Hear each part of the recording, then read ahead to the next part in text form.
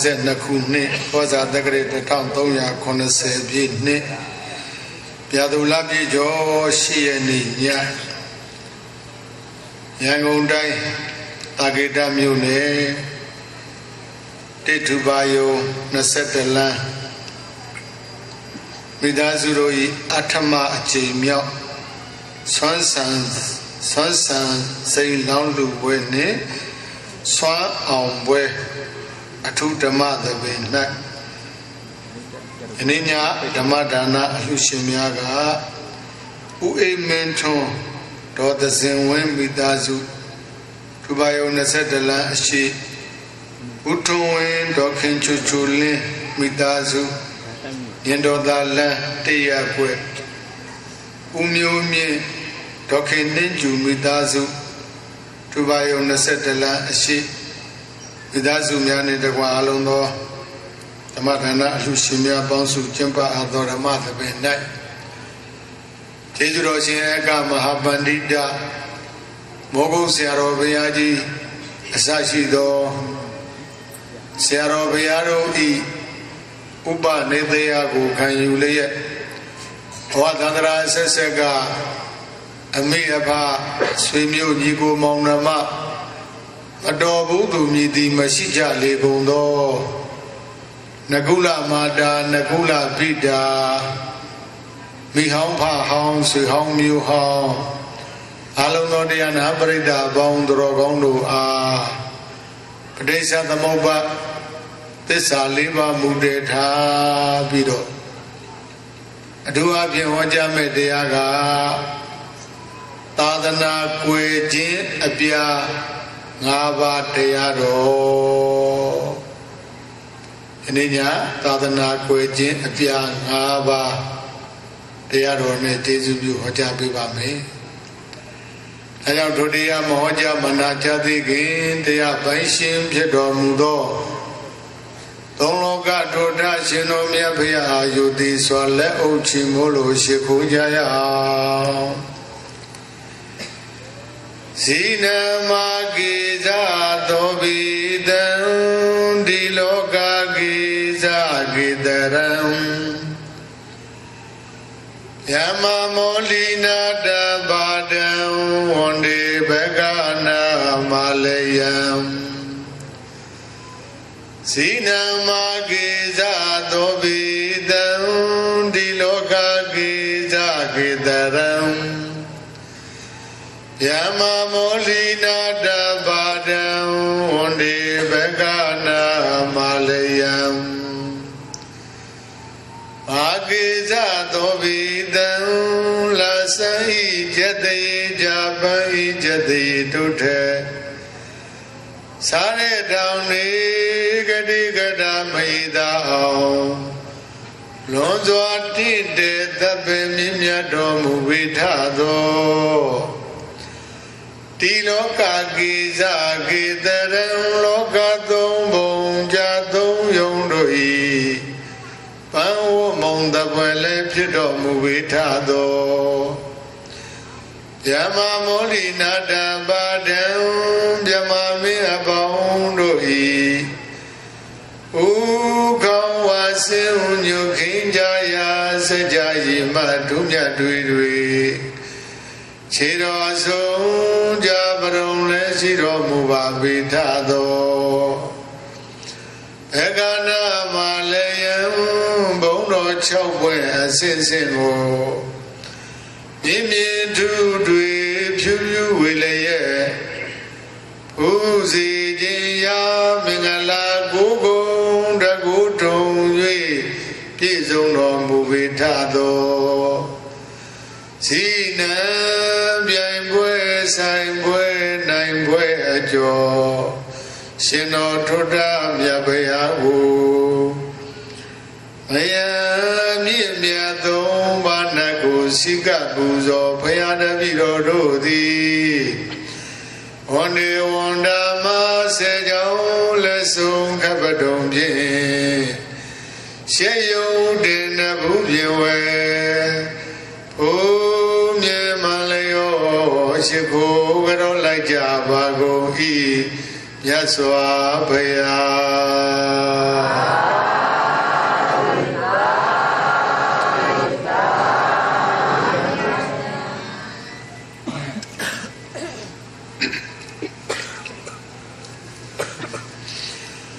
Aluminiata the Dare, Iria Bumiane, Chana Sotiago, Najan, Nyababi. Ninya, Uvino, Cheju, you made the accounts in Lip Papa, Tadana Quejin, Apia, Nava Tearo. ဒီတော့သာသနာဆိုတာသူတော်ကောင်းများသိထားတာက9000ကိုသာသနာလို့သိထားတယ်အဲ့ဒီ9000ကသာသနာမဟုတ်ဘူး9000ကနှစ်အရေးအတွက်အပိုင်းခြားကိုပြောတာသာသနာဆိုတာကသာတတိဧတိနာတိသာသနာမြန်မာပြန်လိုက်တော့မြတ်စွာဘုရားရဲ့အဆုံးအမတော်တွေဟာသာသနာမြတ်စွာဘုရားရဲ့အဆုံးအမတော်တွေဟာသာသနာအဲ့ဒီသာသနာကဘယ်နှမျိုးရှိသလဲဘယ်နှပါးရှိသလဲပြီးတော့5ပါးရှိသာသနာ5ပါးရှိ5ပါးကဘာတွေလဲပြီးတော့နံပါတ်1ကပရိယတ္တိသာသနာပြောကြည့်ပါပရိယတ္တိသာသနာနံပါတ်2ကပฏิပတ်တိသာသနာနံပါတ်2ကပฏิပတ်တိသာသနာနံပါတ်3ကပฏิဝေဒသာသနာနံပါတ်3ကပฏิဝေဒသာသနာနံပါတ်4ကလိင်္ဂသာသနာနံပါတ်4ကလိင်္ဂသာသနာနံပါတ်5ကဓာတုသာသနာနံပါတ်5ကဓာတုသာသနာသာသနာဘယ်နှပါး5ပါးပြန်ပြောကြည့်အောင်ပရိယတ္တိသာသနာပฏิပတ်တိသာသနာပฏิဝေဒသာသနာလိင်္ဂသာသနာဓာတုသာသနာသာသနာဘယ်နှပါး5ပါးရှိအဲ့ဒီ5ပါးဟာသာဝရတည်တတ်နေမဲ့တရားတွေမဟုတ်ဘူးတနေ့နေ့တစ်ချိန်ချိန်ကြာရင်ွယ်ကြပျောက်ကြွယ်ကြပျောက်ကြဘယ်အစကွယ်မလဲမေးရင်ပရိယတ္တိသာသနာစကွယ်ဒီတော့ပရိယတ္တိသာသနာဆိုတာဘာကိုပြောလဲပရိယတ္တိသာသနာအရာကောက်ရင်အဘိဓမ္မာသုတ်တံဝိနည်းပိဋက3ပုံပရိယတ္တိသာသနာဆိုတာပိဋက3ပုံအဲ့ဒါမြတ်စွာဘုရားဟောကြားဆုံးမတော်မူခဲ့တဲ့ဆုံးမပရိယတ္တိသာသနာသည်ယောဂီတို့ပြောတဲ့အစဉ်နဲ့ပြောမယ်ဆိုရင်တော့သုတ်တံဝိနည်းအဘိဓမ္မာအဲ့ဒါပိဋက3ပုံနောက်ပฏิပတ်တိသာသနာဆိုတာကအဲ့ဒီပိဋက3ပုံမှာလာတဲ့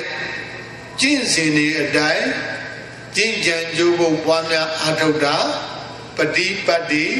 သာသနာနောက်ပฏิဝေဒသာသနာဆိုတာကအဲ့ဒီပရိယပฏิပတ်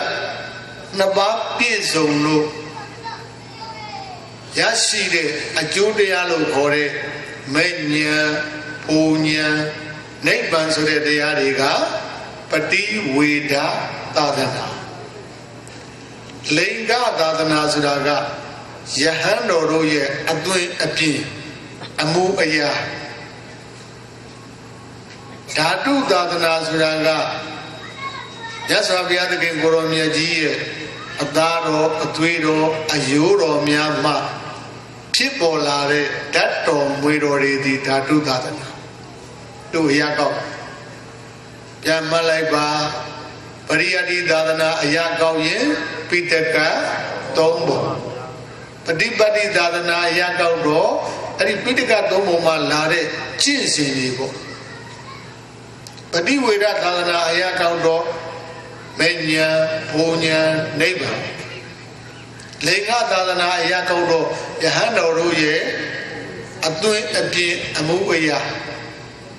ဓာတုသာသနာကဘုရားရှင်ကိုရောမြတ်ကြီးရဲ့အသားတော်သွေးတော်ရိုးတော်တို့မှဖြစ်ပေါ်လာတဲ့ဓာတ်တော်မွေတော်တွေဟာဓာတုသာသနာရောသာသနာဘယ်နှမျိုးလဲ5မျိုးအဲ့ဒီ5မျိုးလက်ဆင့်ကမ်းပြီးတော့ထိမ့်သိမ်းစောင့်ရှောက်လာခဲ့ကြတယ်အပြည့်စည်အောင်ထိမ့်သိမ်းစောင့်ရှောက်ပြီးတော့လာခဲ့တာအခုနှစ်ပေါင်း2550နဲ့2ခုနှစ်ရှိသွား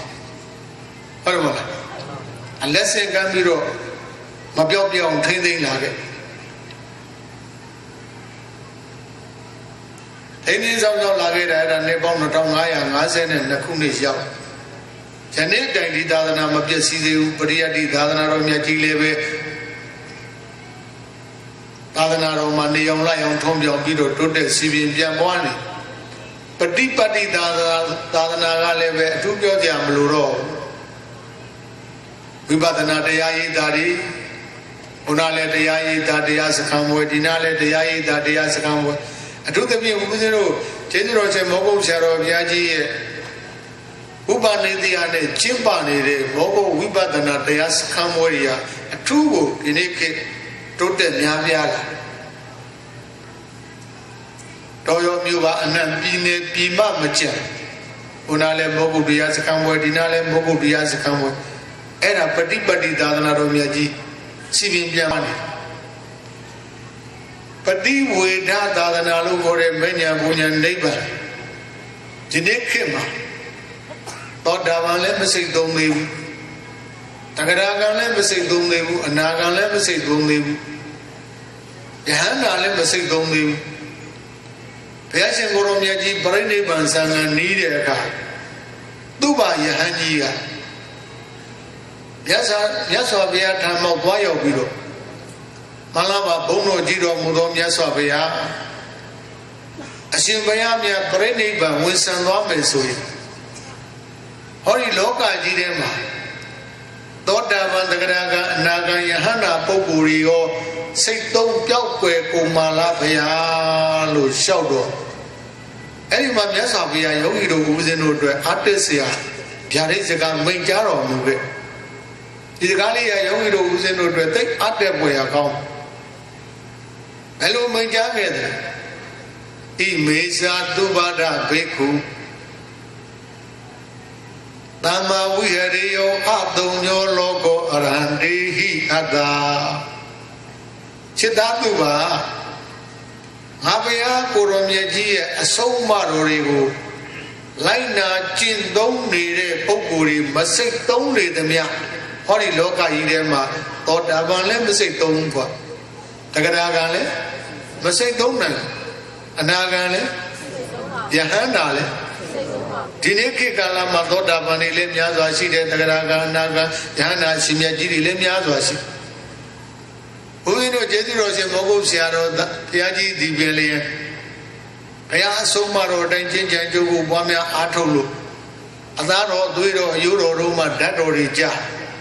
တော်ကောင်းလို့မြတ်ဝါထင်ထင်ဖူးမြင်ရအဒီကိပဲရှိသေးတယ်ဒီတော့ကြိုးစားရင်ဒီနေ့ခေတ်မှာသောတာပန်လည်းဖြစ်နိုင်သေးတယ်သဂရဂံလည်းအနာဂံလည်းယဟန္တာထိအောင်လည်းဘယ်လောက်အားတက်ဖို့ကောင်းကျင့်ဖို့ကြံဖို့တစ်ခုပဲလို့ဘာမှတန်တရားမရှိနဲ့ဘုရားဗျာဒိတ်စကားထားခဲ့တာဘုရားကိုယ်တော်ဒီတော့ပฏิဝေဒသာသနာတော်မြတ်ကြီးကလည်းဒီနေ့အချိန်ခါမှာအယောင်တောက်နေတော့မယ်လိင်္ဂသာသနာတဲ့ယဟန်တော်တို့ရဲ့အသွင်အပြင်အမူအရာသာသနာမှာယဟန်တန်ဃာတော်တွေမနေ့မိုးလင်းလို့လမ်းထွက်သွားတန်ဃာတော်ရှင်မြတ်တွေဆောင်းကန်ကြွနေကြတာဖူးရတွေ့ရမြင်ရယောဂီတို့လမ်းဒီပင်လျင်ဝါရွဲကာလစာနေလောင်းလူနေကြမနေ့ကြွလာတော့တန်ဃာပါ400 500လောင်းရတယ်မို့လားလောင်းရပါတယ်အဲ့ဒါတန်ဃာတွေအတွင်ပြင်းခါတယ်ဓာတုသာသနာလည်းပဲဒီနေ့ခေတ်မှာဘုရားရဲ့တတ်တော်မူတော်တွေထုတွေ့နေရတာဒီတော့အဲ့ဒီသာသနာတော်မြတ်ကြီး2552ခုနှစ်တိုင်တိုင်မပြတ်မစည်းပဲနဲ့ဒီနေ့တိုင်အောင်အယောင်တောက်နေတာဒီဘယ်သူကြောင့်လဲဒီတော့ပရိယတ္တိသာသနာတော်မြတ်ကြီးဒီနေ့ပိဋကတ်သုံးဖို့မပြောင်းမပြည့်အောင်ထိမ့်သိမ်းဆောက်ရှောက်ထားတာဘယ်သူတွေလဲဟမ် တော်သေးတာပေါ့တန်ဃာတော်တွေလို့အဖြေလေးထွက်တယ်ဘုရားရှင်ကသူရတတိမေတော်တို့များထွက်လာမလားလို့တချို့ကအယူမှားနေတယ်ဒီကသုံးပုံသူရတတိမေတော်စောင့်နေဟိုပြက်ကလေးနဲ့လေရေးတဲ့ပုဂ္ဂိုလ်ကရေးထားတာဟုတ်ဟင်းသာလေးစီးလို့ဟင်းသာလေးပြောတာပါပဲဘဲလားဟင်းသာလားမသိအဲ့ဒါပုံလေးဆွဲတာကလတ်ကလေးနဲ့စာအုပ်ကလေးသုံးအုပ်တင်ပြီးတော့ဟမ်အောက်ကဂါထာလေးတော့ရေးထားသေးတယ်ထွင်တဲ့လူကလည်းထွင်ထားတာအဲ့ဒီဂါထာလေးဦးစင်းတို့တော့ရနေသေးတယ်ဟိုငယ်ငယ်တော့ကစံမိုးဝဲဖြေတော့ကသူရတတိမေတော်ဂါထာကိုရွတ်ရင်စံမိုးဝဲအောင်တယ်ဆိုလို့ကြက်ထားပိဋကတယသံပုံနံသဗ္ဗသေတိဒုက္ခဝဟံဇိဝကေမေနိတိဒိတဝမန္တာရိတုသူရတရီမေကုတ္တိတော်ရနေလို့ဖြစ်အဓိပ္ပာယ်ကဘာပြောလဲဆိုတော့ပိဋကသုံးပုံဆောင်တဲ့သူရတရီနတ်သမီးကျွန်ုပ်စံမိုးဝဲအောင်ဖို့အတွက်ကျွန်ုပ်ရဲ့နှုတ်ဖြားမှာကိန်းဝပါဆိုတဲ့အဓိပ္ပာယ်ဇံဝိမကနေရောက်တော့အဲ့ဒီဂါထာရွတ်လိုက်ရတာတွတ်နဲ့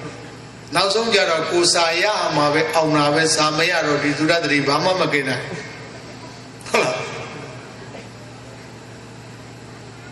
ငယ်တော့ကတော့ရှင်းလူကြီးတွေကဒီလိုပြောတော့ကလေးတော့ကတော့မသိတော့ဒါလေးရအောင်ကြက်ပြီးတော့သမိုးပဲဖြစ်အောင်လို့နဲ့တကယ်တော့ကိုရမှာကိုအောင်တာပဲဘယ်သူမှအားကိုးလို့မရအဲ့တော့သူရတတိမေတော်စောင့်နေဆိုတော့ဒီစကားပြောတော့လွယ်လွယ်လေးပြောလိုက်တယ်အဲ့ဒီပြောလိုက်တဲ့စကားသံဃာတော်ရှင်မြတ်တွေကိုစော်ကားရောက်သွားဟမ်ဒီနေ့စာသင်တိုက်ကြီးတွေရန်ကုန်ရွှေမြို့တော်ကြီးမှာအကျောင်းတိုက်ကြီးတိုက်မှာသံဃာပါ900 600 1000 2000ဟိုးမန္တလေးရွှေမြို့တော်ကြီးမှာလည်းပဲစာသင်တိုက်ကြီးတွေကျောင်းတိုက်တိုက်မှာသံဃာ900 600 1000 2000 3000 4000အဲ့ဒီကိုယ်တော်တွေဘာလုပ်နေကြလဲဟာတခါတည်းတထသောဆွမ်းလေးမုံပေးပြီးတကားလားလေလေးနာထအောင်တွတ်နဲ့မလေးယူကြပတ်ကြပြန်ကြကြမှတ်ကြတက်ကြစီညာနေတာပဲအဲ့ဒီကိုယ်တော်တွေကဘာလုပ်နေတယ်ဆိုတော့ပရိယတ္တိဝန်ဆောင်ပရိယတ္တိသာသနာတော်မြတ်ကြီးမပြည့်စည်အောင်လိုချင်မြတ်တွေပင်မကြီးစွာသက်စွန်ကြိုးပမ်းထိမ့်သိမ်းဆောင်ရှောက်နေပါသည်ဟုတ်ပြီလားတခါဒီရှင်မြတ်တွေဆောင်ရှောက်နိုင်တာကလည်းပဲနောက်ပိုင်းပြန်ပြီးတော့ကြည့်လိုက်ပြန်တော့သံသင်္ကန်းကြောင်းစီအထောက်ပံ့ပေးတဲ့ဒကာဒကမတွေမပါရင်လည်းပဲဒီကိုယ်တော်တွေသာသနာမှာယက်တည်လို့မရဟုတ်ပြီလားဒီတော့သာသနာဟာဆရာနဲ့တကာလက်တွဲညီစွာပြုရပါတယ်ဆရာကြီးပဲပြုလို့လေမရတကာကြီးပဲပြုလို့လေဆရာနဲ့တကာလက်တွဲပြီးတော့သာသနာပြုမှဒီသာသနာကြီးမပြည့်စည်အောင်ထိန်းလို့သိမ်းလို့စောင့်ရှောက်လို့ရဒီကိုယ်တော်အရှင်မြတ်တွေဆွမ်းတွေလည်းမပူပါရသင်္ကန်းတွေလည်းမပူပင်ရကျောင်းတွေလည်းမပူပင်ရဆေးတွေလည်းမပူပင်ရကိုယ်စိတ်မပန်းစိတ်ကိုယ်လက်မပန်းစိတ်မနွမ်းမဲနဲ့ချမ်းချမ်းသာသာဒီပရိယတ္တိတာဝန်ကြီးထမ်းဆောင်ပြီးတော့သာသနာပြုနိုင်တယ်ဆိုတာဟောဒီဒကာဒကမတွေသံသင်္ကန်းကျောင်းစိတ်ပစ္စည်းလေးပါးကိုအမိရလို့ဒီဒကာဒကမတွေမှာသံသင်္ကန်းကျောင်းစိတ်ပစ္စည်းလေးပါးအမိမရဘူးဆိုရင်ဒီကိုယ်တော်တွေသာသနာမှာဘယ်လိုမှမရတည်နိုင်အခုလိုစာပေကျမ်းဂန်သင်္ဟန်လေးကျပို့ချမှုတွေဘယ်လိုမှမပြုနိုင်စာပေကျမ်းဂန်သင်္ဟန်လေးကျပို့ချမှုမပြုနိုင်ပါဘူးဆိုရင်ပရိယတ္တိသာသနာဘယ်လိုမှအရှိခတ်တည်ရနိုင်စွာမရှိအခြေမကန်ရင်လဲရမှာဟောသူရတတိလည်းဘာမှတတ်နိုင်မှာမဟုတ်အဲကြောင့်ဘုရားရှင်ကိုရောမြတ်ကြီးကသေချာဟောပါတယ်သာဂာရအနာဂာရသဥဘောအိညောညနေတိတာအာရယတိတတ္တမံယောဂခိမမနုဒရံသာဂာရသအရာတိတောင်းလူတို့ကောင်း၌နေကြကုန်သောလူဝိကြောင့်တော်ကောင်းတို့သည်၎င်း အနာဂါရသအယမထောင်သာသနာပေါင်း၌နေထိုင်ကြကုန်သောယဟန်သူတော်ကောင်းတို့သည်လည်းကောင်းဥဘောဆရာရကနှစ်မျိုးတို့သည်အညောညာနေတိတာကျွန်းကိုကိုင်းပြီးကိုင်းကျွန်းပြီးတို့ပမာမယွင့်အချင်းချင်းအားထားကြကုန်လည်းရဲ့ယောဂကေမံယောဂ၄ပါးတို့ဤပျောက်ပြက်ကုန်ဆုံးရဖြစ်သောအနုတ္တရတုမရှိလွန်မြတ်သောတတ္တမံသူတော်ကောင်းတရားကိုတတ္တမံမဉ္ဇဉ်ဘုညံနိဗ္ဗာန်ဒီဟုသောသူတော်ကောင်းတရားကိုအာရရယတိကိုစီကိုငါပြီးစီနိုင်ကြလေကုန်တည်း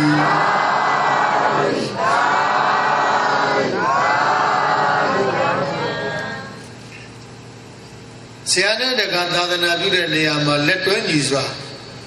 ကျုံးကိုကိုင်းပြီးကိုင်းကျုံးပြီးတော့အင်မတန်ကျင်ဝန်းလာတဲ့ပင်လယ်သမုဒ္ဒရာကြီးရဲ့ခလဲကောင်းမှာကျုံးကလေးတစ်ခုဘုတ်စုလေးအရာလေးမျက်နှာမှာလေတွေတိုက်လိုက်နေဖို့မပြုတ်မပြက်ပဲနဲ့ခိုင်မြဲစွာတည်တတ်နေနိုင်တာဘာကြောင့်ပါလိမ့်မလဲလို့စဉ်းကျင်သုံးသပ်လိုက်တော့ကျုံးရဲ့ဘေးမှာပေါက်နေတဲ့ကိုင်းပင်လေးတွေအကာအကွယ်အမိတွေရလို့ပဲတကားဒီကိုင်းပင်လေးတွေကလည်းပဲပင်လယ်ကြီးရဲ့ခလဲကောင်းမှာအရာလေးနဲ့နာမလေးတွေတိုက်လိုက်နေဖို့ပြုတ်ပြက်မျောမြက်ပြီးထွက်မသွားတာဘာကြောင့်ပါလိမ့်မလဲအကြောင်းရှာတော့ကျုံးကလေးကိုအမိတွေရထားလို့ပဲဆိုတော့ကျုံးလေးမပြတ်တာလဲကိုင်းပင်ကြောင့်ကိုင်းမပြတ်တာလဲကျုံးကြောင့်ကိုင်းနဲ့ကျုံးနဲ့ကိုင်းဟာအချင်းချင်းအင်ညမင်ညအမိရတယ်ထို့တူပဲတဲ့သံဃာတော်ရှင်မြတ်တွေသာသနာပေါ်မှာကိုစိတ်ကိုလည်းမပန်းစိတ်မနှွမ်းပဲနဲ့ချမ်းချမ်းသာသာပရိယတ္တိသာသနာတော်မြတ်ကြီးကိုပင်မကြီးစွာကျိုးပန်းထမ်းဆောင်နိုင်တယ်ဆိုတာအပြင်ဟောဒီတရားဓမ္မတွေဒီဟုသောကိုင်းပင်နဲ့တူတဲ့ဟောဒီတရားဓမ္မတွေရဲ့ဆွမ်းသင်္ကန်းကြောင်းစေပစ္စည်းလေးပါးကိုဟာမိရလို့ပါဟောဒီတရားဓမ္မတွေလည်းပဲအခုလိုသူတော်ကောင်းတရားတွေနာရကြားရသိရဘာဖြစ်လို့ဒီတရားဓမ္မတွေသူတော်ကောင်းတရားတွေနာရကြားရသိရပါလိမ့်မလဲအဲ့ဒီအရှင်မြတ်တွေပြိဋကသုံးပုံတော့ဘုံဆောင်တပတ်ပြန်လဲဟောကြားပို့ချလို့ဒီတရားဓမ္မတွေတရားသူတရားမြတ်တွေနာရသိရဒီတော့ဆရာလည်းဒီကျင့်တဲ့တိုင်းကျင့်တရားလည်းဒီကျင့်တဲ့တိုင်းကျင့်နှစ်ဦးစလုံးဟာယောဂခိမမနုဿတံတဲ့ယောဂလေးပါးတို့ဤကုံဆုံးရာဖြစ်တဲ့နိဗ္ဗာန်ကိုအကုန်လုံးရောက်ကြအဲ့ဒါတော့မှမဟုတ်ပဲနဲ့ဆရာလည်းပြည့်စည်သွားပြီတခါလည်းပြည့်စည်သွားပြီဆရာတာဝန်လည်းမကြည်ဝင်တော့ဘူးတခါတာဝန်တွေလည်းမကြည်ပြွန်တော့ဘူးဆိုရင်အဲ့ဒါဆရာဟောတခါဟောမဉ္ဇဉ်ပူညာနိဗ္ဗာန်ဘယ်နည်းနဲ့မှမရနိုင်တော့ဟုတ်ပြီလားအဲ့တော့ပရိယတ္တိသာသနာကြီးယနေ့ခေတ်မှာတော့နေအောင်လို့ရောင်ထုံးပြောင်းပြီးတော့တင့်တယ်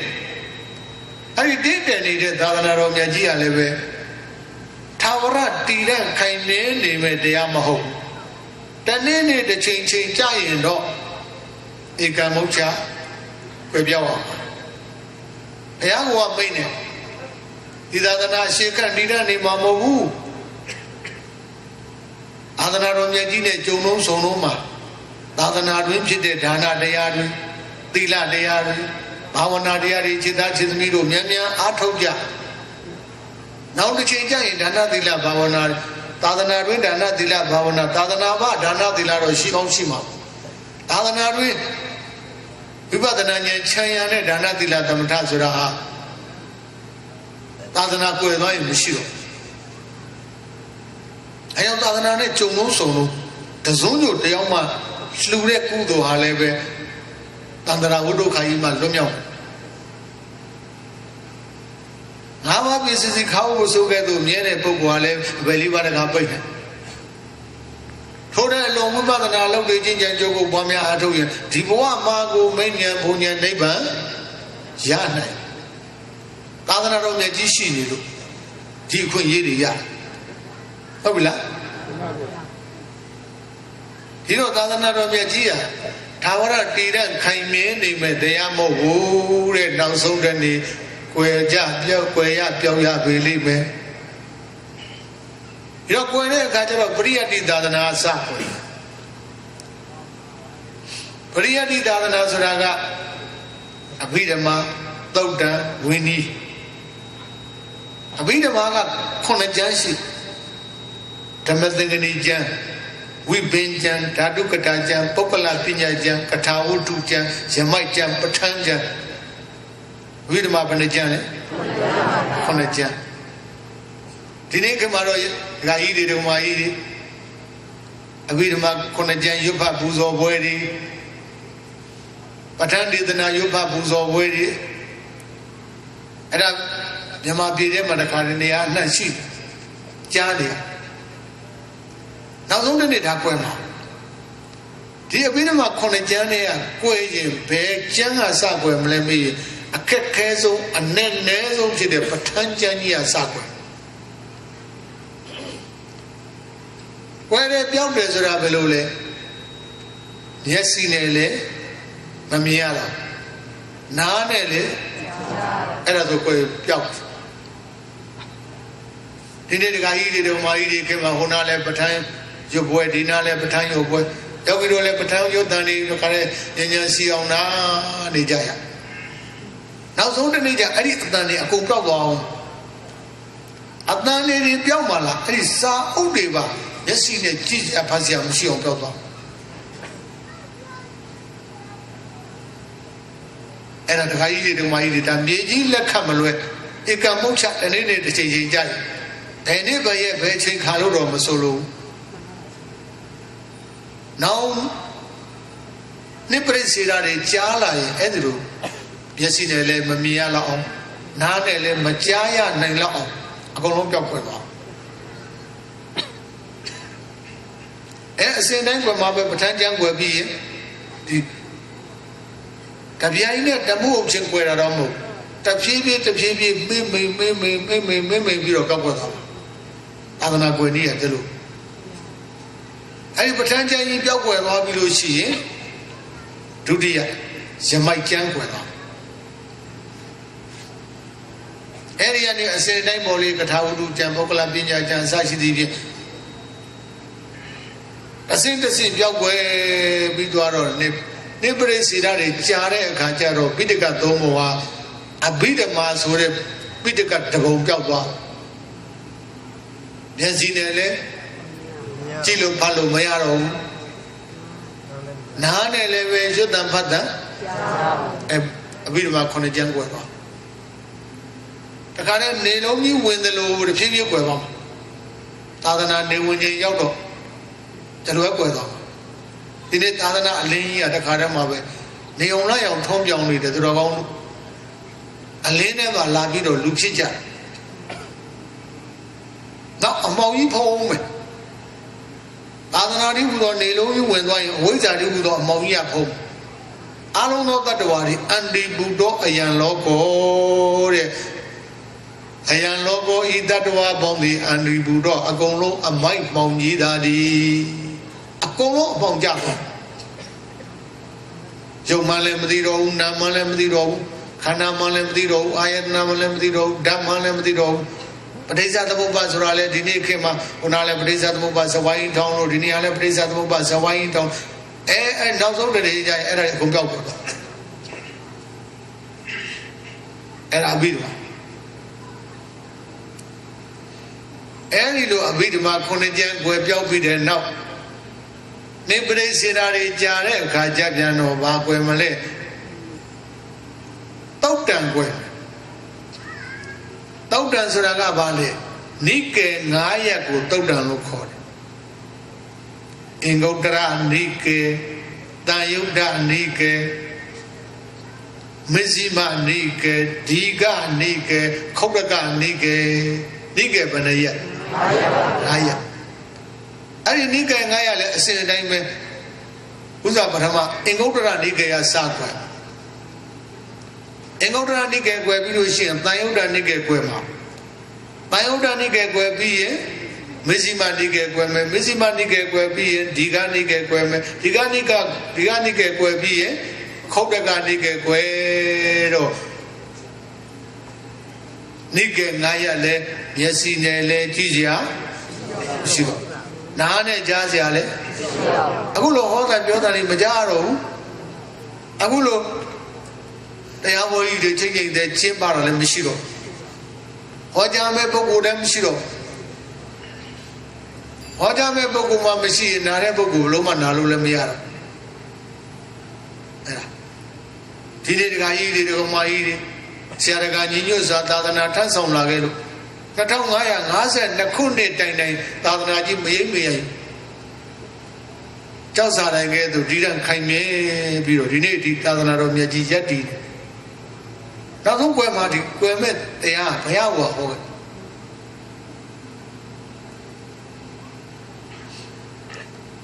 Any the car, don't go be the number, Banquem, Winnie Gwem. Or Bidica Domo one, the bone Belguaro, the bone Mechan, Winnie. Winnie and Agency Pariwa, Sulawa, Mahawa, Pasek, Parazika. Winnie Banajan, Winning Agency. Any Najan like Una Dodo Senai Guerama. Hello. Don't yam winning Ajan, Vilma Conajan, Pidica Domo. Pidica Domo, a call long Jaguela. Yasinele, Tigo, Shulo, Mayaro, Mamiaro. Nanele, Guna, Yodan, Padan, Hodan, Piodan, Mamajaro. Here, Majaro, Pitica Domo, Pariati, Dadanalo, Kore, Pitica Domo, Piauavi, Soya, Patipa, Lanse, Roma, Mano. Jizim Mano, Mupiauavi, Soye, Dimu, Yanyamo, Chong, Solo, Miaro. And a general book of Messibulo Masolo. An agent or she is human. I remember any general book was Lanzim and Manore. Una Pati Widalo for a Mania Punya Nebale. Chinsine Piasito Aragada, Pati Pati Dadana Quera. Chinsine Piatualo, Mamanolo. Yasia de Judialo for a many of Punya neighbor, Maya Nainoha, Maya Nainoda had a pretty without Adana Quedora. You know, anybody a pretty without, don't say she and nega. A chimney, a jazonga, Paria. Paria, a chimaka, Yan Levi, so you pretty without Loma Yatilomia. I don't know Gracia, Uma Bede. Pariyati Dadanaga, Kambong Yojine today. Anedu? Pati Pati Dadana Suraga, Kanema Shide, Yerine today. Kambong Yoma Makaina Muso di Bloma Tilumia. Kambong Kaingama, O Ye Tiluya. Kambong Yidi Pariyati Dadan. Yedi. Pati Padida. Eh, Kamole Kangane, Yele, Tirane, Kajarama, Rima Chamionga, Vari, Puelan, Bido, Chan, Zikania Tinte. I Chamionga Vari, Ne, Una Pari, and Menya Punya neighbor Yara Tude. Iro Pariaga, Kamon you, Pati Baga, Yi, Pati Wiraga, Ja. So Anima Chile. A chica, Jazoma, Valem Miro, Camon you. You can eat the hoochie like it. A chica, Jazoma, Vale, Camon you, Makai, Yimdina, Yimamdina, and Jabaloma Mapuan. I don't put it once on Shimyat. Over the Nole, do chain there do. Maybe there are Priati Longani, Jovan Tansam like it. Dine Patipa Sakan tell Lamiro, Riarama, Hopian, the Tadana Beauty. Gavino did it soon, long in it. Alone it. Tadana Beauty. Saturday night, Nangaro, Shimia de Ba, Allah, they are Nea Jwala. Any she met it was soon to Zungu to Yoma Lolita the Yogi Dua, and a Tadanago, a Yiani, come on, you poor baby, the other one. Oh, thank you, Junior. Don't you know something I don't say, Visili Mama, Mimi also, Tiguro di Priadi, one of Loma Matanza. Matanza on a come on, come on, get by Petipa to the G. Lematina. Petipa to the G. Mamrina, and Petit with us to the Jale. Of one night. I'm not that happy. And I eat it over I eat it. Pretty with now the change I Maria Casa, Queme, Brigadomo, Queme, Brigadomo, Quay, Jinsi, Lamamano, Jinsi, Lamama, Jinny, Mania, Bunya, neighbor, Petit with a Baluma Messiah. How will I? I know anymore. Tadana Quay. The Tadana Quay, I let Bea a yink and the lembi. How did the Garagamaria a yink Micha? Pavila. Did the Garagamaria Sunny Lembaluna? No. Dingani Lembaluro, Johnny Lembaluro, Siri Lembaluro, Tiguro Belolo, Tadana of Yeti. Paloma did. Sabijan and Maloma, they are later Pucham Mabuna. Mabuna in Bria, Paloma, Tindilumia, Quema. Quay Patipa Lequeme, Paria, Querana de Bene, Patipa, Pati Vida, Tubio de Amlu, Quevida.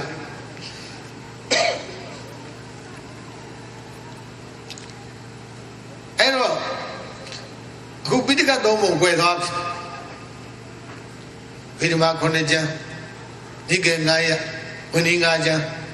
we're all the Java. Java, Ganta Dura. But he had it down a long song, it is a Ganta Dura. Ganta Dura, Java Mirum, Mapiao,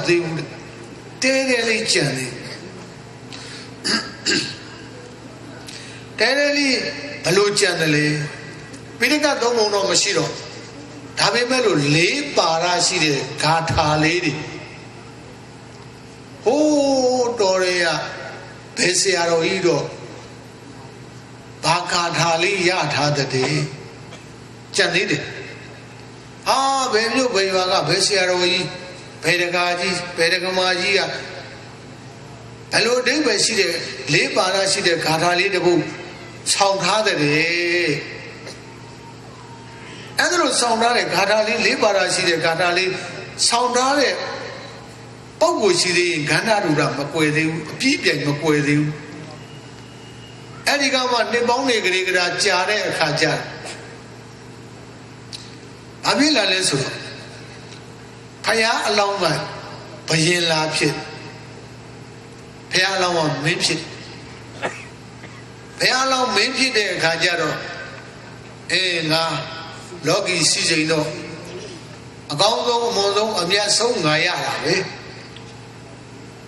Di Logi Sisili Kanzaleon and Naba, Jitu Mashimamo.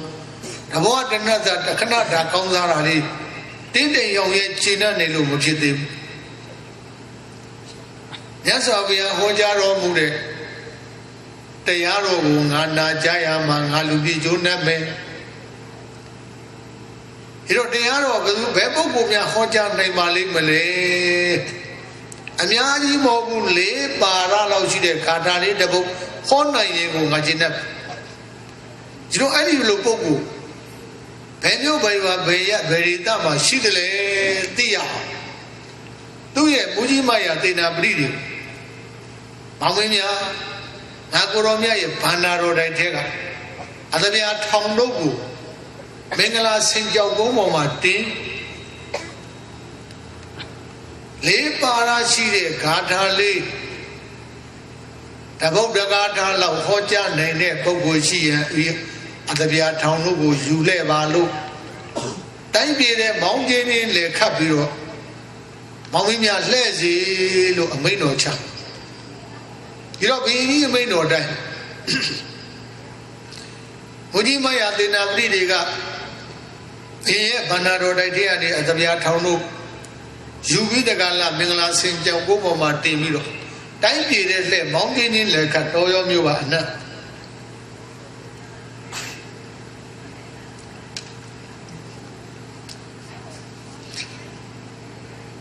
မြတ်စွာဘုရားဟောကြားတော်မူခဲ့တဲ့လေးပါးရရှိတဲ့ဂါထာတစ်ပုဒ်လောက်ဟောနိုင်ပြောနိုင်တဲ့ပုဂ္ဂိုလ်များရှိရင်သဗျာထောင်တို့ကိုယူစေလို့တိုင်းပြည်တဲ့လက်ပြီးတကလားမောင်းကျင်းချင်းလက်ခတ်ပါတယ်ခပ်ပင်ခံရတော့လဲသဗျာထောင်တို့ယူမဲ့ပုဂ္ဂိုလ်တဦးတယောက်မှပေါ်ပေါက်မလားတပတ်ပြည့်သွားတယ်သဗျာထောင်တို့ယူမဲ့ပုဂ္ဂိုလ်မပေါ်လားသင်္မင်းကြီးမိန်တော်အတိုင်းကျွန်တော်မျိုးတို့အသဗျာထောင်တို့စင်ကြောင်ကုန်းမော်တင်ပြီးတကလားတိုင်းပြည်တဲ့လှဲ့လေယူမဲ့ပုဂ္ဂိုလ်တဦးတယောက်မှမပေါ်ပေါက်တပတ်ပြည့်ခဲ့ပါပြီဒီတော့ဘုရင်ကြီးကစဉ်းစားဒီဘုရားတရားသံဃာယရဏမြတ်သုံးပါးဆိုအဖိုးနဲ့ကထိုက်တန်တာတဲ့ငါပေးတဲ့အသဗျာလေးက1000ရဲ့ဒါအဖိုးနဲ့လို့မယူတာဖြစ်တန်ရရဲ့မောင်မင်းများနောက်ထပ်1000တင်အောင်ခဲ့ဆိုတော့ဘယ်နှထုပ်အဲ့ဒီ2000နဲ့လှည့်သန်းဆိုတော့လှည့်လိုက်တဲ့တပတ်ပြေသွားပြီးယူမဲ့ပုဂ္ဂိုလ်မရှိဘူးဟာမကျင်တဲ့သေးဘူးနောက်1000တင်အောင်ဆိုတော့လှည့်လိုက်တဲ့တပတ်ပြေသွားပြန်ပြီးယူမဲ့ပုဂ္ဂိုလ်မကျင်တဲ့သေးဘူးနောက်1000တင်အောင်ဆိုတော့လှည့်လိုက်ပြန်ပြီးတပတ်ပြေသွားတဲ့ယူမဲ့ပုဂ္ဂိုလ်မကျင်တဲ့သေးဘူးနောက်1000တင်အောင်ဆိုတော့လှည့်လိုက်ပြန်ပြီးယူမဲ့ပုဂ္ဂိုလ်နောက်1000တင်အောင်ဆိုတော့လှည့်လိုက်ပြန်ပြီးတပတ်ပြေသွားတဲ့ယူမဲ့ပုဂ္ဂိုလ်နောက်1000တင်အောင်ဆိုတော့လှည့်လိုက်ပြန်ပြီးတပတ်ပြေသွားတဲ့ယူမဲ့ပုဂ္ဂိုလ်အဲ့ဒီမှာဘုရင်ကြီးလက်မှတ်ချအသဗျာထောင်တို့တစ်နေ့တစ်ထုပ်တိုးတင်ပြီးတော့9ရက်ပါလုံးသဗျာထောင်တို့9ထုပ်တင်ပြီးတော့လှည့်တာတော့မှယူမဲ့ပုဂ္ဂိုလ်မရှိဘူးဆိုလို့ရှိရင်ဖြင့်ငါတိုင်းပြည်တွေမှာဘုရားရှင်ကိုရောမြတ်ကြီးဟောကြားတော်မူတဲ့တရားတော်တဘုဒ္ဓဂါထာမြတ်ဟောနိုင်ပြောနိုင်တဲ့ပုဂ္ဂိုလ်မရှိဘူးလို့ဘုရင်ကြီးဆုံးဖြတ်ချက်ချအဲ့ဒီဘုရင်ကြီးဆုံးဖြတ်ချက်ချတဲ့နေ့ဒီကန္ထရူရအကျွင်းအကြံမရှိကွယ်ပြောက်တဲ့နေ့တဲ့ကွယ်ပြောက်ပါ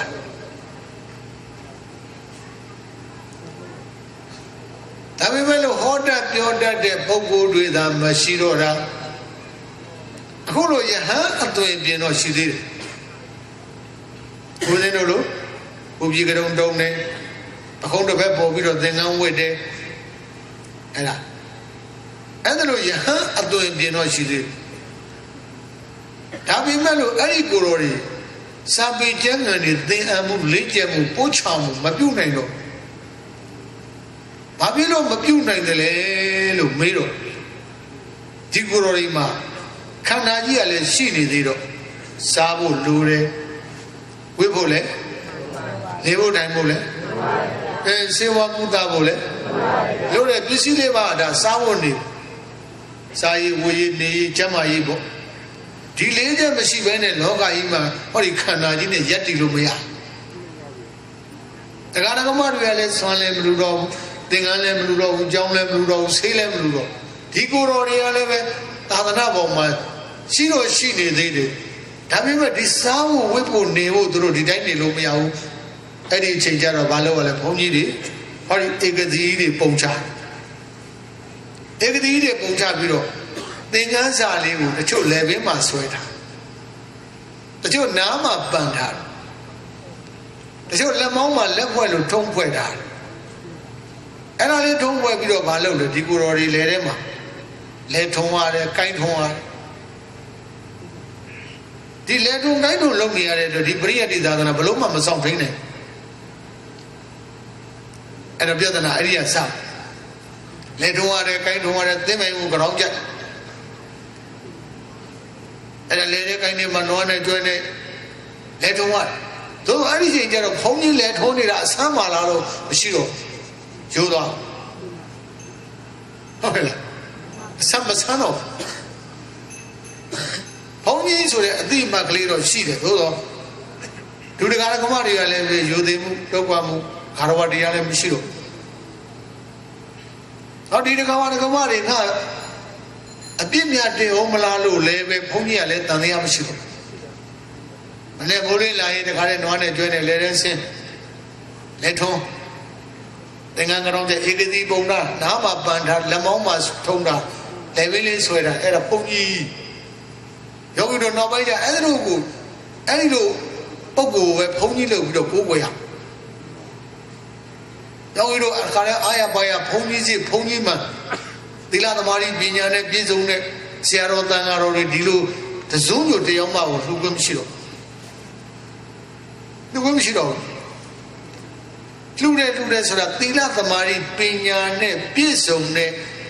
သူတော်ကောင်းကိုလှူမှလှူတဲ့ပုဂ္ဂိုလ်ကျိုးများဘုမမလုံးနေတယ်လေထုံးနေတယ်ကိုင်းထုံးနေတယ်သင်္ကန်းကြောင်ပြပြီးတော့ပြိုးနှုတ်တယ်ကောက်ဆိုင်နောက်တပြင်းပြင်းခိကာလာရွေလျောလာတော့အဲ့ဒီဘုန်းကြီးဒီဘာလို့လဲအိမ်ထောင်နေသားမွေးတယ်ဒီနေ့ခေတ်တော်မှာဒီလိုပုံစံမျိုးဖြစ်တဲ့နေရာဖြစ်နေပြီဂျပန်နိုင်ငံ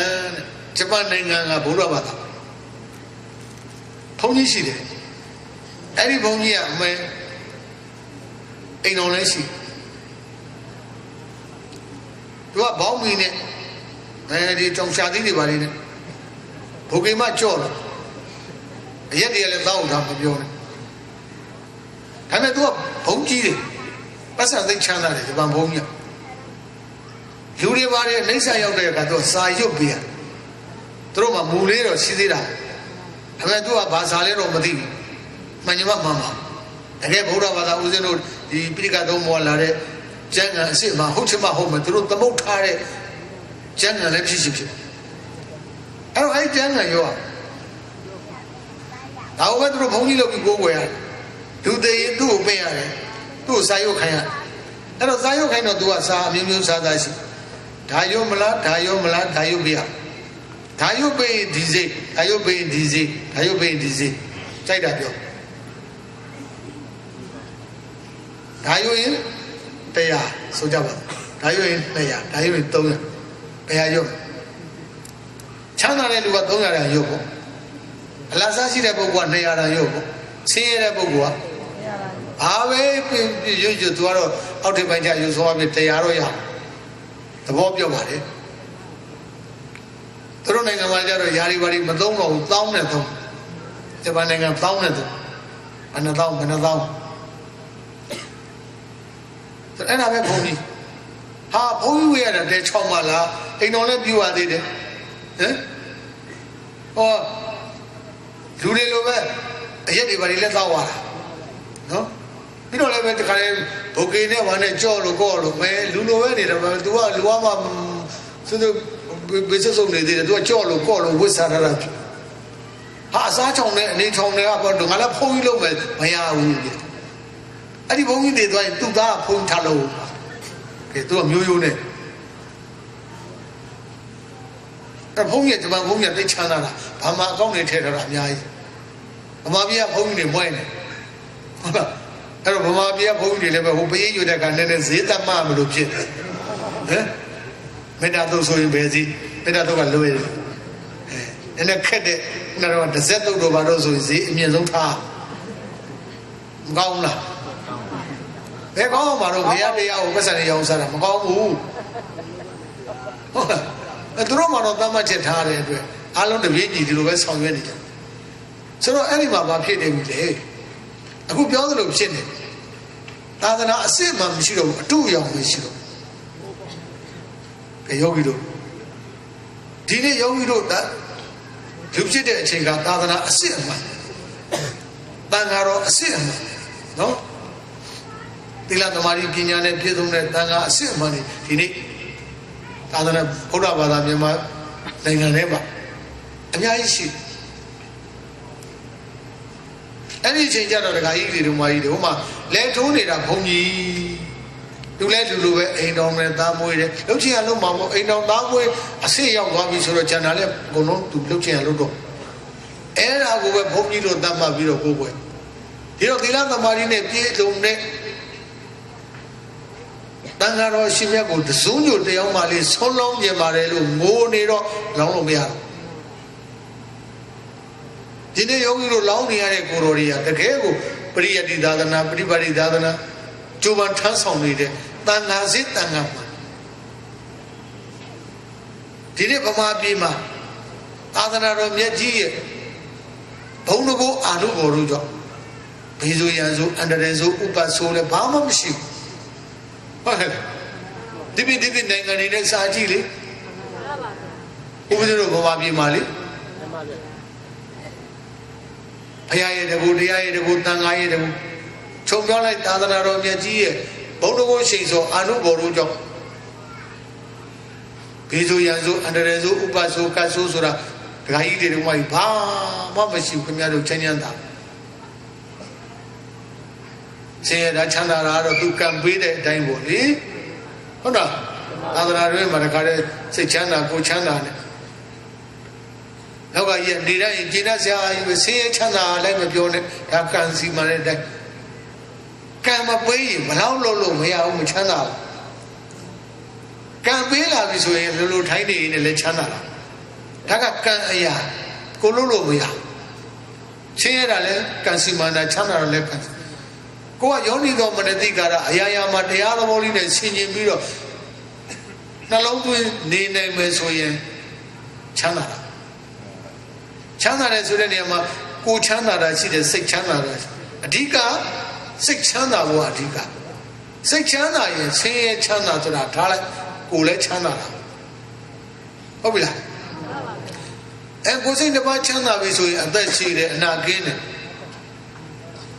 ဒါဆင်းတင်သွားတာစိတ်တွေဆင်းရဲရင်ခန္ဓာကိုယ်ကြီးလည်းမကြခင်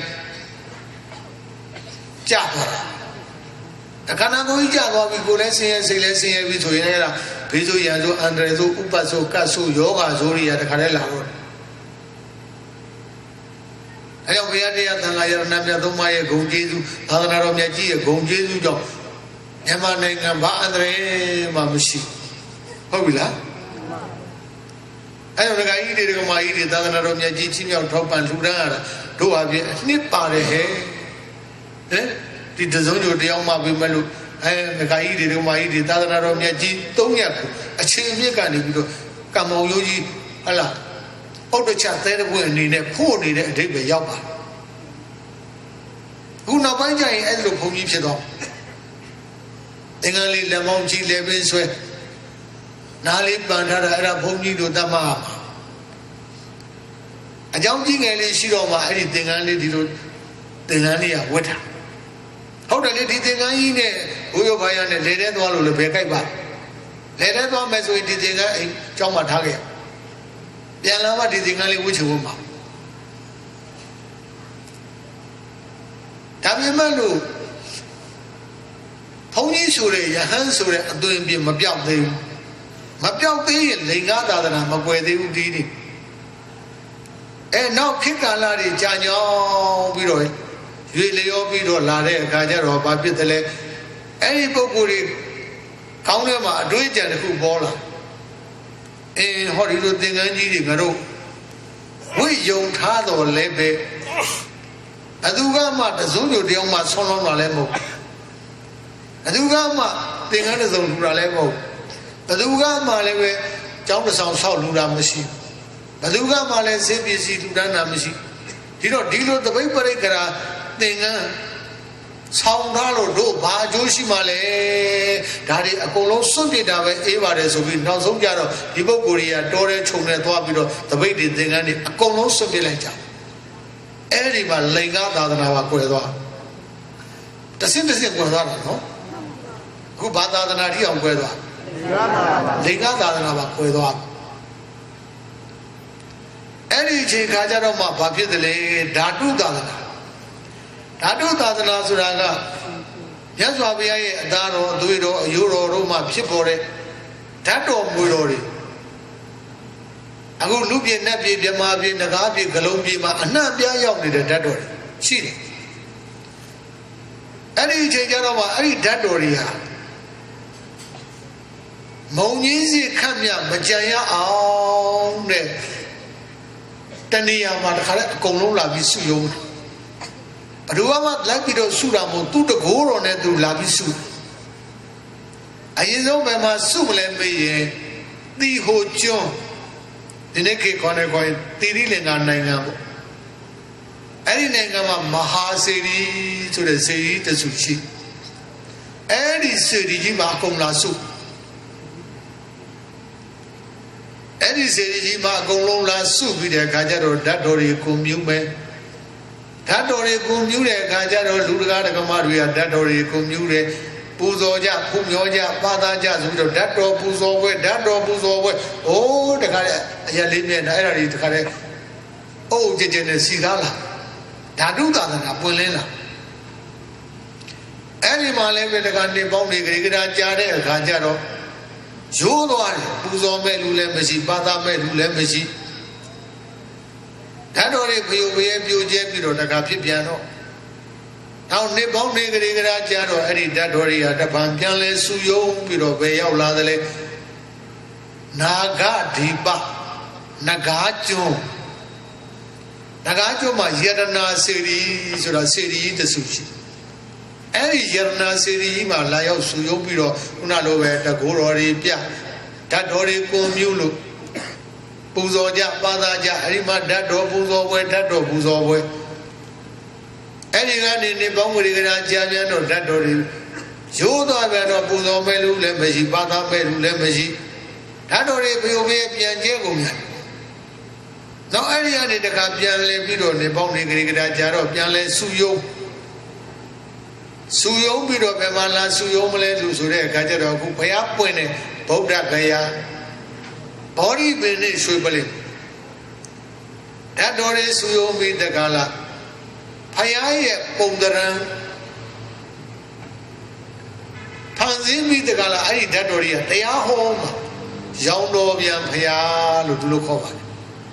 Dadoria, also Vido and Paya Pondaran Panzimi, they are home. And they are all Yogido, I jadu, they are the one of Melu, Homile. Anijaro, Anima, they are horrid, they are Lure Mababu,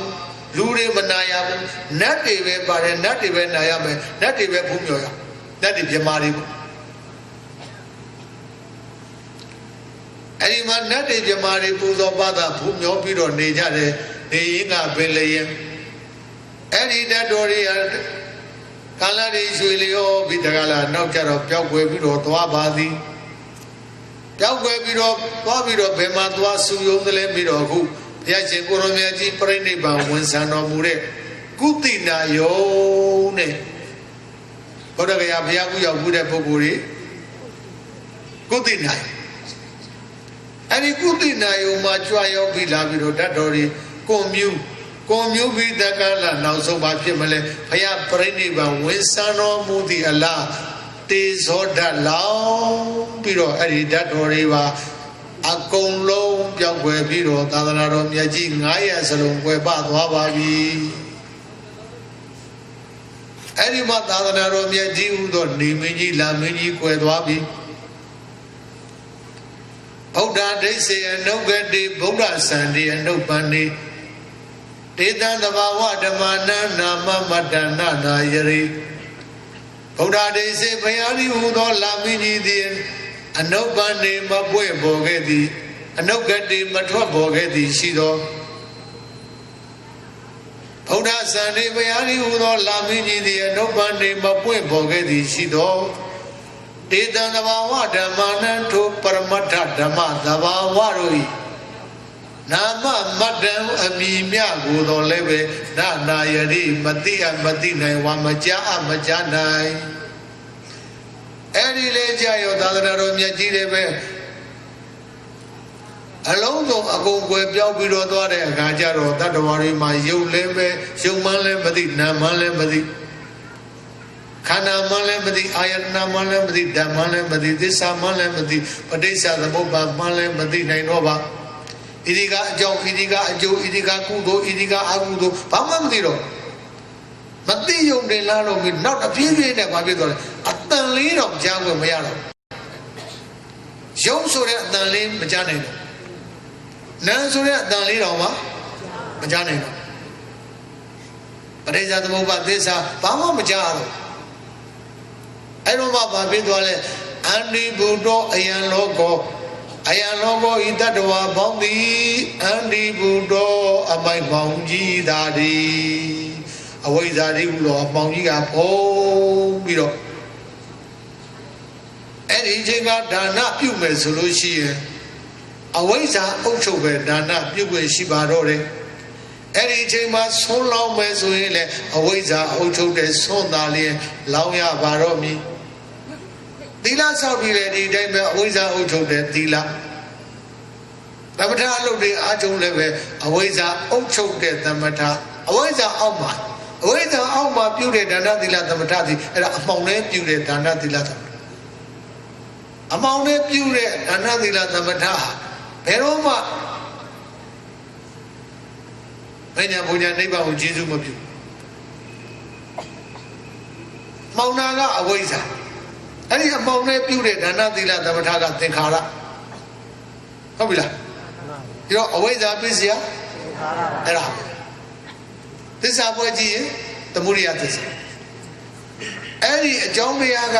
ကျေးဇူးပြုရင်ဘာဖြစ်မလဲဒီဘက်မှာဝိညာဉ်ယုတ်တလာယနာဖတ်တာဝေဒနာဆိုတဲ့အကျိုးခန္ဓာ၅ပါးဘာသစ္စာဒုက္ခသစ္စာဒုက္ခရောက်တဲ့ဒါနဒုက္ခရောက်တဲ့သီလဒုက္ခရောက်တဲ့သမထပဲပြုခွင့်ရှိတော့တယ်ဒုက္ခလွတ်တဲ့ဒါနသီလသမထပြုခွင့်မရကြဘူးတူခြင်းတော့လူနိဗ္ဗာန်မရောက်ဘူးသီလတွေစောင့်တည်ခြင်းတော့စောင့်တည်နိဗ္ဗာန်မရောက်ဘူးဉာဏ်အုံချုပ်တဲ့ဒါနသီလသမထမှာမဟုတ်ပဲအဝိဇ္ဇာအုံချုပ်တဲ့ဒါနသီလသမထဝိပဿနာဉာဏ်အုံချုပ်တဲ့ဒါနသီလဘာဝနာပြုခွင့်မရှိတော့ဝိပဿနာဉာဏ်ဆိုတာဝိပဿနာဉာဏ်သာသနာသမေယဝဟောတိဝိပဿနာဉာဏ်ဝိပဿနာဉာဏ်သိသာသနာသမေယဝသာသနာတော်တွင်၌သာလျက်ဟောတိရှိနိုင်ပါတယ်ဟောတိဖြစ်နိုင်ပါတယ်သာသနာ့ဘာမှမရှိနိုင်ဘူးအယုဒ္ဓိနေရာမှာတခါကြီးတွေတော်မကြီးတွေဆင်ခြင်ရမှာကဩငါတို့ဒီနေ့သာသနာတော်မြတ်ကြီးတရားလိုက်အောင်ထွန်းပြောင်းနေတဲ့အချိန်ကပြည်ချင်းကြောင့်ဆုံးလေးတစ်စုံလုံးလေးပဲဉာဏ်လေးရှင်ပြီးလောင်းရင်အဲ့ဒီလောင်းတဲ့ဆုံးလောင်းတဲ့ကုသိုလ်ကနိဗ္ဗာန်ကိုကျေးဇူးပြုဟုတ်ပြီလားဆံလေးတစ်စုံလုံးလေးပဲအဲ့ဒီဉာဏ်လေးရှင်ပြီးလောင်းရင်ဝိပဿနာဉာဏ်လေးအုပ်ချုပ်ပြီးလုပ်ရင်အဲ့ဆံလေးတစ်စုံလောင်းတာဆောင်းစာသိမ်းလောင်းတာနိဗ္ဗာန်ကိုကျေးဇူးပြုကိုချင်းတီလာလေးလုံးလုံးဆောင်တိုင်းအပေတကားပဲထို့တဲ့အလွန်သမထဝိပဿနာဘာဝနာအလုပ်တွေပွားများအားထုတ်ရင်ဒီနေ့ခေတ်မှာမဉ္ဇဉ်ဘုံဉ္ဇဉ်နိဗ္ဗာန်ကိုရနိုင်တဲ့ခေတ်ဒီတော့အခွင့်ကောင်းခါကောင်းကြီးနော်ဒီချိန်ဒီခါတခါကြီးတွေတို့မကြီးတွေအလင်းနဲ့လူလာဖြစ်တယ်အလင်းနဲ့ဖြစ်တဲ့အချိန်ကမှတခါကြီးတွေတို့မကြီးတွေကသာသနာတွင်ဒါနသာသနာတွင်သီလသာသနာတွင်ဘာဝနာတွေကျိုးစားပွားများအားထုတ်နိုင်မယ်ဆိုရင်ဒီဘဝကျွတ်နိုင်လွတ်နိုင်တဲ့အခြေအနေမရောက်ဘူးလားရောက်အဲ့ဒါမှတခါကြီးတွေဝါကြီးတွေကကိုယ့်ဘဝတန်ဖို့မသိဘူးတန်ဖို့ရှိတဲ့ဘဝကြီးအလွယ်သုံးစားဖြုံးပြီးတော့သွားမယ်ဆိုရင်ဒီလိုအခွင့်အရေးမျိုးနောက်တစ်ခါပြန်ရဖို့မလွယ်တော့ဟုတ်ပြီလားအေးဒါကြောင့်မို့လို့သာသနာတော်မြတ်ကြီး900ဟာတဆင့်ကွယ်ပြောက်ပြီးတော့သွားမှာထာဝရတည်တဲ့နေမဲ့သာသနာတော်မြတ်ကြီးမဟုတ်ပါဘူးတဲ့နောက်ဆုံးတစ်နေ့ကျတော့အကုန်လုံးကွယ်ပြောက်ကြရမှာအဲဒီလိုကွယ်ပြောက်တဲ့အချိန်ကများလူသွားဖြစ်ပြီဆိုရင်အကန့်ဘဝနဲ့လူဖြစ်အကန့်နေရလေသိတဲ့အခါလဲအကန့်သေးအကန့်သေးပြီးတဲ့နေရာမှာအကန့်နေရောက်တဲ့ကလေးပါရောက်ပြီးရှိဟုတ်လားဒါကြောင့်ယောဂီတို့ဒီနေ့လူဖြစ်တဲ့အချိန်ကဆုံးလေးတစ်စုံယူတယောက်မှလောင်းတာလှူတာလည်းပဲဉာဏ်ရှင်ပြီးလောင်းရင်တန္တရာဝအတွင်းကလုတ်ကင်းစေနိုင်တဲ့ကောင်းမှုဟုတ်ပြီလားဒါကြောင့်ပရိယတ္တိသာသနာပရိပတ်တိသာသနာပရိယတ္တိပฏิဝေဒသာသနာလိင်္ဂသာသနာဓာတုသာသနာဆိုတဲ့သာသနာတော်မြတ်ကြီး900လည်းပဲဆရာတော်ကလက်တွဲကြည်စွာဖြင့်ဆရာသမားတွေကလည်းရှိရဇာပိကျန်ငန်းနေသင်ရလို့လက်ကျဲလို့ပို့ချလို့အခုလိုတရားဓမ္မတွေဟောပြလို့ငါတို့အမတွေဘက်ကလည်းပဲဆွမ်းနေသင်္ကန်းတွေကြောင်းစီကြောင်းတွေဆေးတွေ ဒီနေ့နိုင်ငံတော်အစားဆွမ်းစားတော်စီစာစိတ်သူရန်ထောက်ပံ့တိုင်းသူပြည်သားလူများတွေကလည်းပဲသာသနာဆိုတခါတည်းမပိတ်မသုံးယုံကြည်နဲ့လောင်ညာလူကြသီလတွေဝါရွယ်ဝါဆောင်းပြီးကြအမရဥပဒနာဘာဝနာလုပ်တွေပွားများကြအားထုတ်ကြအိုးဒီနေ့သာသနာတော်မြတ်ကြီးကနေအောင်လိုက်အောင်ထုံးပြောင်းအဲ့ဒီနေအောင်လိုက်အောင်ထုံးပြောင်းနေတဲ့သာသနာတော်မြတ်ကြီးတွင်မှာလူလာဖြစ်ကြတဲ့တရားဓမ္မတွေဒါနသီလဘာဝနာကောင်းမှုတွေမမေ့မလျော့မပေါ်မစားကြီးကြံကြိုးကိုပွားများအားထုတ်မယ်ဆိုရင်ဒီဘဝမှာဒုက္ခခတ်သိကင်းခြင်းရမှမြတ်နိဗ္ဗာန်ကို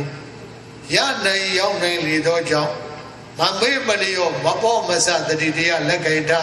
သာသနာတော်ကြီးထွန်းလင်းနေတဲ့အချိန်ကဒါနသီလဘာဝနာကောင်းမှုတွေကိုကြိုးစားပွားများအားထုတ်နိုင်ကြပါစေလို့မေတ္တာပြုပြီးတော့သာသနာသသလောကတာဟုတ်ဒီဘဝတုတ္တဗေဒာသာသနာပိစာလောကိစ္စဒေဝရခန္တုတပ္ပဒာသာသနာသသသာသနာတော်မြတ်ကြီးဤ၎င်းလောကသသလူများပေါင်းဤ၎င်းဟုတ်ဒီတနေ့တခြားတိုးဝါခြင်းသည်ဘဝတုစင်စစ်မသွေဖြစ်ပါစေတည်းသာသနာပိစာသာသနာတော်မြတ်ကြီးကို၎င်းလောကိစ္စလူများပေါင်းကို၎င်းတပ္ပဒာနေဝညပါခခတ်သည်ဒေဝသမရိဝနမြတ်နကောင်းနာပေါင်းတို့သည်ရခန္တုကောင်းစွာမသွေစောင်းရှောက်မဆနိုင်ကြပါစေကုန်သတည်း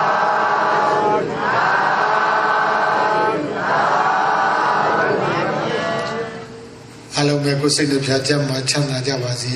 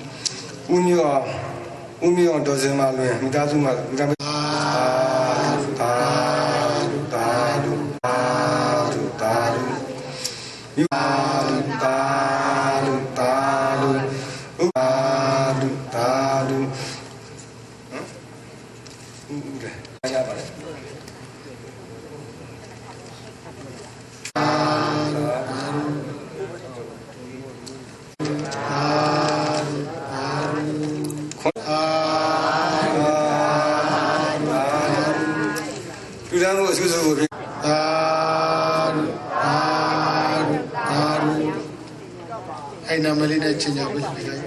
နာမလေးဖတ်ချင်းကြပြီ